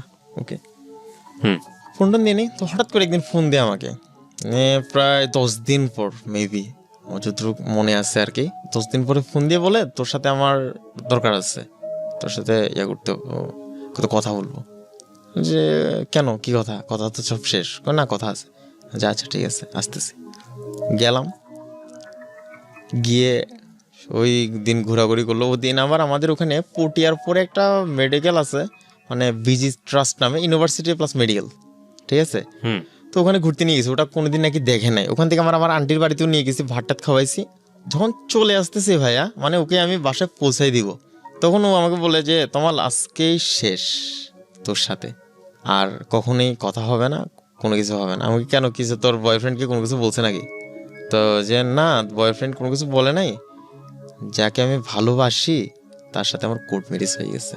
মানে এটা কি, মানে তখন পর্যন্ত আপনি বিষয়টাকে কি খুব সিরিয়াসলি নিয়েছেন যে আসলে ওর বয়ফ্রেন্ড আছে, নাকি সিরিয়াসলি নেননি, মনে হচ্ছে আপনার সাথে ফান করেছে? কোনটা আসলে? আমি আসলে কোনোটাই শিওর ছিলাম না ভাইয়া। আমি মনে করতেছি ওই ঘটনার কারণে আমার সাথে হয়তো বা ও এই কথাবার্তাগুলো বলতেছে, মানে ওই চাচার সাথে যে ঘটনা ঘটেছে। আচ্ছা, মানে আমার চাচাতো বোন আমার সম্পর্কে বুঝাইছে বা ইয়ে করছে, এই কারণে এই কথাগুলো বলতেছে। মানে আপনি মনে করেছেন যে না, ওর এরকম বয়ফ্রেন্ড কোনো কিছু নাই, নাই। আলটিমেটলি হচ্ছে একটা, যদি সন্দেহ করতাম বেশি, মানে জোর দিয়ে সন্দেহ করতাম, তাহলে তো আমি সবকিছু ডিটেলস জানতাম, জানার চেষ্টা করতাম। ওই ধরনের কোনো কিছু করি না কিন্তু আমি। রাইট। ও বলতেছে কোর্ট ম্যারেজ হয়ে গেছে। কোর্ট ম্যারেজ হয়ে গেছে মানে তোর কি আসলে কি রিলেশন আছে নাকি? ফাইন। এতক্ষণে আপনার মানে খুব আপনি সিরিয়াস হচ্ছেন? আমি সিরিয়াস হচ্ছি। হ্যাঁ, তোমার আমার রিলেশন আছে। তাহলে তুই এগুলো তো ভালো কাজ করস নাই। তখন আমি ডাইরেক্ট বলছি, তুই আমাকে দিয়ে টাকা খাওয়ার জন্য আমার সাথে রিলেশন করছিস? তো যে টাকা খাওয়ার জন্য রিলেশন করেই থাকস তুই, আমাকে এমনি বলতি, আমি তোর পিছনে এমনি টাকা ঢালতাম। রিলেশন করে তো আমার মনটা নষ্ট করে দেওয়ার কোনো দরকার ছিল না। কোর্ট ম্যারেজটা কখন হয়েছে? আমার সাথে রিলেশন করার আগে হয়েছে নাকি আমার সাথে রিলেশন করার পরে হয়েছে? বলে যে তোর সাথে রিলেশন করার আগে হয়েছে। এই কথা বলার সাথে সাথে ভাই আমার মাথা নড়ে গেছে ডাইরেক্ট। মানে আমার মনে হচ্ছে যে আমার পায়ের নিচে আর মাটি নাই, আসমানটা আমার উপর ডাইরেক্ট এসে পড়ছে ভাইয়া। আমি আর সহ্য করতে পারি নাই, ঠাস করে মেরে দিছে ওর নাকি মুখে থাপ্পড় একটা। থাপ্পড় মারার সাথে সাথে বলতেছে তোর হাজব্যান্ডের নাম্বার দে। তখন আর বয়ফ্রেন্ড বলতেছি না, তোর হাজব্যান্ডের নাম্বার দে, আমি এখনই কথা বলবো তোর হাজব্যান্ডের, সব কিছু জানাবো আমি এই ব্যাপারে। না, আমি হাজব্যান্ডের নাম্বার দিব না। তো অনেক জোরাজোরি করলাম, হাজব্যান্ডের নাম্বার দেন। বলছি ঠিক আছে, তোর হাজব্যান্ডের নাম্বার আমি কালেক্ট করবো, যে কোনোভাবে হোক আমি সব কিছু জানাবো। তো তমাল এগুলো করিস না, আর তুই আমাকে থাপ্পড় মেরে ভালো কাজ করিস নাই, এর ফল তুই পাবি। এ কথা বলে ওরে আমি আবার বাসায় পৌঁছাই দিই। চলে এসে ফেসবুক ওর প্রোফাইল সম্পূর্ণটা ঘাটছি। তো কমেন্টসে গেলে বুঝে যায় ভাইয়া কে বয়ফ্রেন্ড কে ফ্রেন্ড। ওকে, ঠিক আছে। তো আমি ওখান থেকে আইডিয়া করে ইয়াটা নিছি, নিয়ে দেখলাম যে একটা আমার সঠিক খেয়াল নাই, কি একটা ম্যানচেস্টার কি জানি একটা নাম ছিল ফেসবুক আইডিটার, মানে ছেলেটার। তো ঢুকলাম, ঢুকার পরে ওরা আমি SMS করলাম, ওর ফ্রেন্ড সার্কেল সবাই SMS করলাম যে ওই এই ইয়ার আমার নাম্বারটা চাই, এই আইডির ছেলেটার নাম্বার আমার চাই। কোন আইডি ছিল? ওই যে ম্যানচেস্টার, যেটা আপনি মনে করতে কি একটা জানি, আমার সঠিক খেয়াল নাই ভাই। আচ্ছা যাই হোক। ওকে। তো বলতেছে কেন? আমি ওর সাথে কথা বলবো। ও মানে ওর ফ্রেন্ড সার্কেল মনে ওকে বলছে, ও আমাকে ফোন দিছে। আমার নাম্বার কিন্তু ওকে সেন্ড করে দিছি। ও আপনার নাম্বারটা আগে ভাগে দিয়ে? হ্যাঁ, আমি ওকে সেন্ড করে দিছি। ও আমাকে ফোন করছে। ফোন করার সাথে সাথে আমি বলছি আপনি কে? আচ্ছা, আপনি আমাকে খুঁজতেছেন? আমাকে আপনার নাম সুমিত। আমাকে আপনি কি এনির হাজব্যান্ড? কোন এনি? আমাকে মৌমিতা দত্ত এনি। ও আচ্ছা মৌ। আমি জি, আপনি কি নামে রাখেন আমি জানি না, আমি এনি নামে চিনি ওকে। আচ্ছা যাই হোক, ওর হাজব্যান্ড নাকি? হ্যাঁ, আমি ওর হাজব্যান্ড। আচ্ছা, আপনার ওয়াইফ যে প্রতারক সেটা কি জানেন আপনি? মানে ডিরেক্টলি ভাবে বললেন নাকি আগে কোয়েরি করেছেন কোনো, যে বিয়ে করেছেন কবে, কি হলো? না না না, ও একদম প্রথমেই ও তো বলতেছে ওয়াইফ। আচ্ছা, ও তো স্বীকার করেছে। ও স্বীকার করছে। তাই বলছি আপনার ওয়াইফ যে প্রতারক সেটা জানেন? কিভাবে প্রতারক হলো? যে এরকম আপনি আমার সাথে তো রিলেশন, কয় মাসের রিলেশন। আপনার পরিচয় জানতে চাইনি? হ্যাঁ, আপনি কি বলেছেন? ফেসবুক ঘাটটা দিলে এমনি পাচ্ছে, সব তো রিয়েল দেওয়া। তো আমি বলতেছি আমি এরকম এই জায়গার তমাল বলতেছি, এরকম সবকিছু ওকে বললাম। ও আমার তো বিশ্বাস করতেছে না ভাইয়া, সে ইম্পসিবল, কোনোভাবেই সম্ভব না এটা। ও আমার সাথে এই ধরনের কাজ করতেই পারে না, অন্ধ বিশ্বাস যাকে বলে ওয়াইফের প্রতি। যাই হোক, তা আমি ওকে একটা ছবি পাঠাই, যে ছবিটা আমি আপনাকে ওই যে আমার ফাইলটা দিছি যে ওই ফাইলে আছে, ওর আর আমার একটা সেলফি। এখানে একটু বলে রাখি প্রিয় শ্রোতা, উনি আমাকে ওনার এই যাবৎকালের এই ঘটনার প্রেক্ষাপটে, চেহারাটা আপনারা দেখতে পাচ্ছেন ইউটিউবে, সেই ঘটনার প্রেক্ষাপটে উনি আমাকে যাবতীয় কাগজপত্র জমা দিয়েছে। আমার কাছে যেটা প্রাসঙ্গিক মনে হবে সেটা আমি ভিডিওর শেষে গিয়ে আপনাদেরকে দেব। ওকে, বলেন। ওর সাথে কিন্তু আমার একটাই ছবি তোলা, ওই ছবিটা আছে ওখানে। হ্যাঁ, আর কোনো ছবি তুলি নাই, কিন্তু ওর সিঙ্গেল অনেক ছবি ছিল আমার কাছে, ঠিক আছে। তো ওগুলো তো আর দিই নাই, কারণ ওগুলো দিলে তো বিশ্বাস না করতে পারে।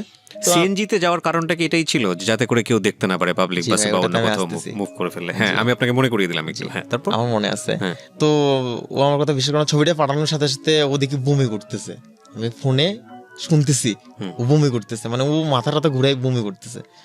ও ইয়া করার পরে তো আর টিয়া করে নাই, আমি আর ফোনটা দিনে ওর লাইন কেটে দিছে। তো এর মধ্যে আমি বুঝতে পারলাম যে ও কেন সিএনজি ছাড়া ওর অন্য কিছু চড়তো না। কারণ প্রিমিয়ার ইউনিভার্সিটির প্রায় ছাত্রছাত্রী মানে মুরাদপুরের আশেপাশে আছে, সেই কারণে ও সবসময় সিএনজিতেই উঠতো আমার নিয়ে। আচ্ছা, সিএনজি ছাড়া রিক্সাতে উঠতো না, ঠিক আছে। এই কারণটা আমি পরে অ্যানালাইজ করলাম যে এই জন্যই ও ওই কাজটা করতো আমার সাথে। মানে বাইরে চলাফেরার সময় তো উনি হিজাব পড়তেন? হিসাব না, মাস্ক, হিন্দু, ও তো হিন্দু। আচ্ছা, তো মাস্ক পরতো, জাস্ট ছোট একটা করে মাস্ক দিয়ে দিত আর অন্যটা ভালো করে পেঁচা নিত। পরের দিন ভাই আমাকে ফোন দে, কে ফোন দে? সুমিত ফোন দিয়ে আমাকে, সুমিত মানে ওর কোর্টের ম্যারেজ করা হাজবেন্ড? সুমিত ধর ওর পুরো নাম আর কি। সুমিত ধর, জি। ওকে ফোন দিয়ে প্রথমেই গালাগালি শুরু। আপনাকে? জি, এত বিশ্রী গালাগালি যেটা আমি এখানে বলতে যাচ্ছি না। খুব বাজে ভাষায় আমার গালাগালি করে বলে যে তুই আমার ওয়াইফকে মারছস, এই করছস, সেই করছস, তোর জীবন আমি শেষ করে দিব, তোর এই চেহারা রাখবো না আমি। তো আমি ওরে অনেকভাবে বোঝানোর চেষ্টা করি শান্তভাবে। তো ওরে যখন বুঝতেছে না, তুই যাবাইজ করিস করে আমি লাইনটা কাটিয়ে দিছি। এর মধ্যে ওর মেনির ফ্যামিলি ওকে কি বলেছে, ওকে আনি কি বলে ম্যানেজ করেছে যাতে ও রিঅ্যাক্ট করলে এরকম? সেটা আমি জানি না ভাইয়া, সেটা আপনি জানেন না? সেটা তো আমার জানা কোনোভাবে সম্ভব না, কারণ ও ওকে কি দিয়ে ব্রেন ওয়াশ করছে সেটা তো আমি জানি না, ঠিক আছে না। আমি ওর ফ্যামিলির মানুষ, আমার মাকে ফোন দিছে, আমার বাবাকে ফোন দিছে, বলতেছে আমি 5 লাখ থানার এসআই বলতেছি, আমি এনির পিসি, আপনার ছেলে তো এরকমের আমার মেয়েকে ডিস্টার্ব করতেছে, কি ছবি নাকি ফেসবুকে ছেড়ে দিবে। এটা কে বলেছে? এনির পিসি, যিনি বলতেছে 5 লাখ থানার মানে এটা মিথ্যা কথা বলেছে? ছবি তো শুধু একটাই, আর তো কোনো ছবিই নেই। আচ্ছা, ঠিক আছে। আর ওর সাথে তো আমার কোনো ওরকম কোনো সম্পর্কই হয়নি যে কোনো ছবি থাকবে, ঠিক আছে। তো আমার মা বলতেছে আচ্ছা ঠিক আছে, আমার ঘরও মেয়ে আছে, আপনার মেয়েও, আচ্ছা যাই হোক, আপনারা এখানে মীমাংসা করে ফেলেন, আমার ছেলের কখনোই আপনাদেরকে ফোন দিবে না, আর আপনার মেয়েকেও আমার ছেলে যাতে ফোন না দেয়, ছেলেকে যাতে ফোন না দেয়। কিন্তু কোর্ট ম্যারেজ হয়েছে, বিষয়টা কি গোপন ছিল? আপনার এই ঘটনার পরে কি বিষয়টা ফ্ল্যাশ পেলো, নাকি তার আগেই ওনার ফ্যামিলি জানতো, মানে অ্যানির ফ্যামিলি জানতো বা সুমিতের ফ্যামিলি জানতো? মনে হয় আমার যতদূর। এই বিষয়ে আপনি তেমন কিছু জানেন না? না, আমি এই বিষয়ে কোনো কিছু জানি না। ওকে, তারপর কি হলো? যাক, এরকম করার পরে আমি আবার মাঝখানে 2-1 বার আমার ভাইয়া মনটার ভিতরে খুব লাগতেছিলাম, খুব জিনিসটাকে ভালো বললাম, ওর হাজব্যান্ডকে জানাই, আচ্ছা ঠিক আছে, আমি ওকে ফোন দিয়ে সবকিছু মিটমাট করি। আমি পার্সোনালি মিটমাট করতে চাইছিলাম, ওদের সাথে যোগাযোগ করার চেষ্টা করি, ফোন ধরে গালাগালি করে ভাইয়া। আমার কোশ্চেনটা হচ্ছে যে অ্যানি আপনার দুঃসম্পর্কের আত্মীয় হয়, আচ্ছা, সো এরকম একটা ঘটনা আপনার সঙ্গে ঘটিয়েছে, আচ্ছা, এবং আপনি সেটা জানতেও পেরেছেন। জি। এটা নিয়ে অনেক কিছু হয়ে যাচ্ছে, তুলকালাম হয়ে যাচ্ছে, এবং আপনার যে কোনোভাবেই হোক আগ্রহ ছিল যে সে যেটা বলছে তার হাজব্যান্ড, যাকে তিনি কোর্ট ম্যারেজ করেছেন, তার সাথে আপনি যোগাযোগ করে অ্যানির ব্যাপারটা আপনি জানাবেন। তো ইন দ্য মিন টাইম, যেহেতু উনি আপনার আত্মীয় সম্পর্কেরই হয়, আপনি তো আপনার বোনের মাধ্যমে হোক বা যে কোনো মাধ্যমে হোক না কেন খোঁজ খবর নিতে পারতেন যে ওর ফ্যামিলিতে আসলে জানে কিনা বিষয়টা, বা আসলেই ও এরকম স্টেপ নিয়েছে কিনা, সেটা কি আপনি করেছিলেন? না, এটা আমি প্রয়োজন মনে করিনি আসলে। মানে আপনি নিজে থেকে এটার কোনো প্রয়োজন মনে করেননি যে ও যেটা বলছে সেটা আসলে কতটুকু সত্যের একটু যাচাই করে দেখা দরকার? না, এই ধরনের কোনো কিছুই আমি করিনি আর কি, প্রয়োজনই মনে করেন? প্রয়োজনই মনে করি। ওকে, তারপর? তো এখন কার ভালো লাগে ভাইয়া ফোন দিলেই গালাগালি শুনতে, তা আমি আর ফোন ধরতাম না। এখানে চ্যাপ্টার ক্লোজ, ঠিক আছে, এনি চ্যাপ্টার কিন্তু এখানেই ক্লোজ।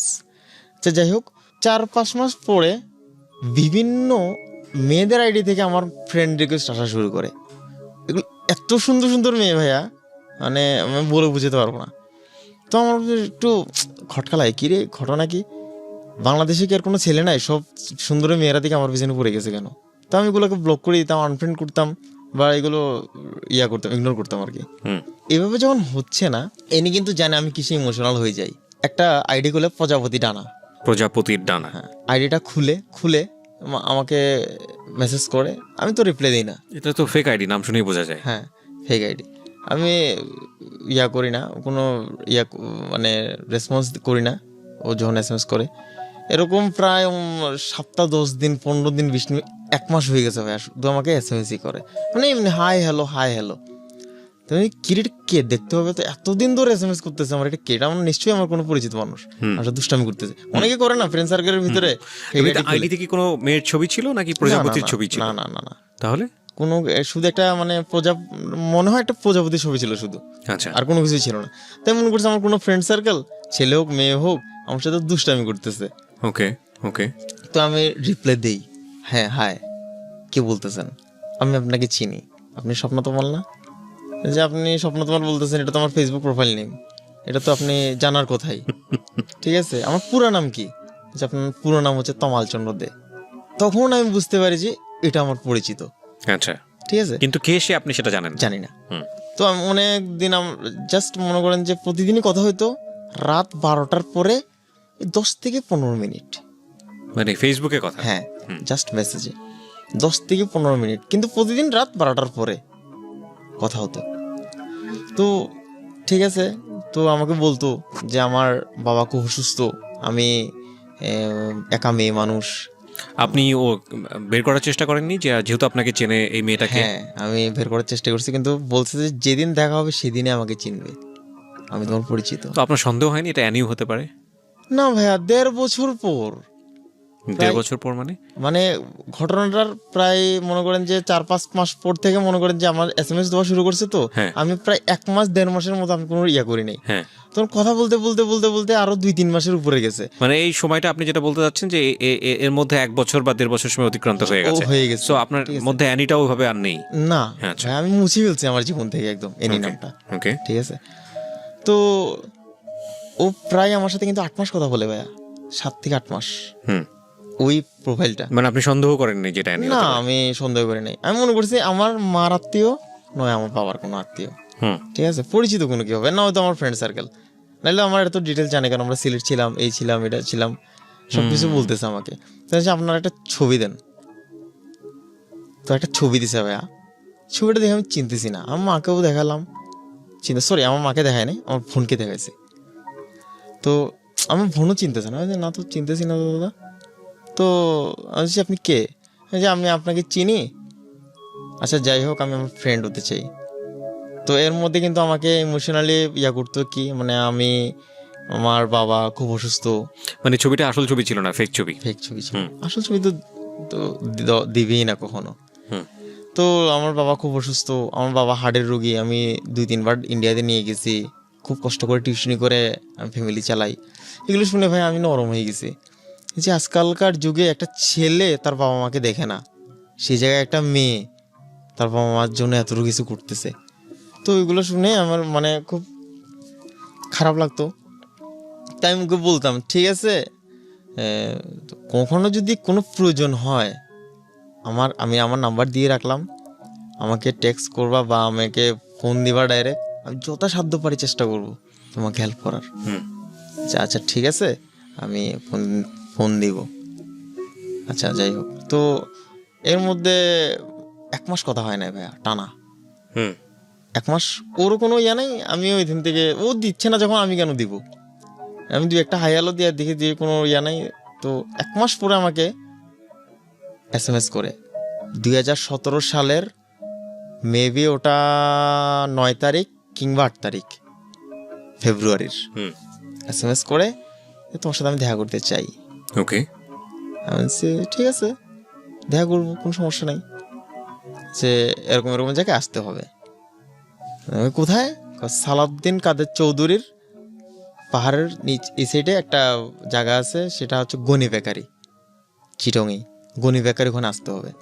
আমি বলছি গনি বেকারি, ওখানে তো জায়গা নীরব জায়গা, ওখানে কেন যাব? যে না আসলে আমার গণি বেকারির ওখানে সাইটে একজন বেকারির ওখানে আমার কাকা একজন মানে চাকরি করে, জব করে, দেখলে সমস্যা হতে পারে। আপনি এক কাজ করেন, আপনি গণি বেকারি থেকে একটু উপরে যান, সালাউদ্দিন কাদের চৌধুরীর একটা গেট আছে, ও গেটের ওখানে চলে যান। সরি। তো আচ্ছা ঠিক আছে। তো আমাকে ওখানে আমার নির্জন জায়গা, মানে একটা দুইটা ওই কার যায় বা সিএনজি যায়, ঠিক আছে।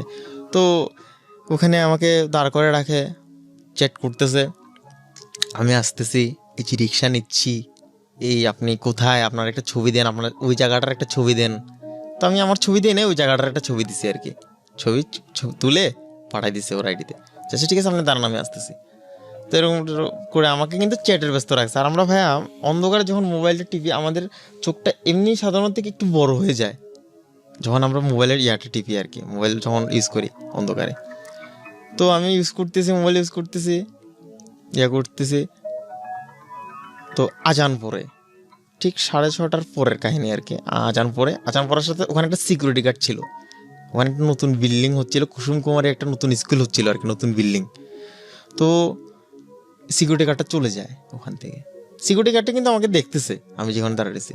চলে যাওয়ার পরেই যে কই আপনি, এতক্ষণ ধরে আমি দাঁড়িয়েছি, আসতেছি বলেই 2-3 মিনিট পরে ভাইয়া ছাপ করে একটা গরম মুখের মধ্যে এসে লাগে। তো 2-3 সেকেন্ড আমি কিছু বুঝিনি, কিরে আমার মুখে গরম চা বা পানি কেমন দিল। এরপরে শুরু হয় মানে যন্ত্রণাটা কেমন মানে, আচ্ছা যাই হোক, এটা এসিটা যখন মারে তখন ও একটা কথা বলে, এনির সাথে প্রেম করার মজা বুঝ। এসিডটা মারার সাথে সাথে আমার এই ডান চোখটা সাথে নষ্ট হয়ে গেছে ভাইয়া, সাথে ড্যামেজ। বাম চোখে হালকা করে উপর করে তাকায় দেখলাম সুমিত একটা চেক শার্ট পরা দৌড়ায় চলে যাচ্ছে, মানে দৌড় দিয়ে, মানে ডান দিক থেকে এসে বাম দিকে দৌড় দিয়ে চলে যাচ্ছে। কিন্তু সুমিতকে আপনি তখন তো দেখেন নাই, এর আগে দেখেছেন কোথাও? দেখছি, ছবিতে দেখছি না, ছবিতে ফেসবুকে। দেখেছেন, রাইট। এটাই।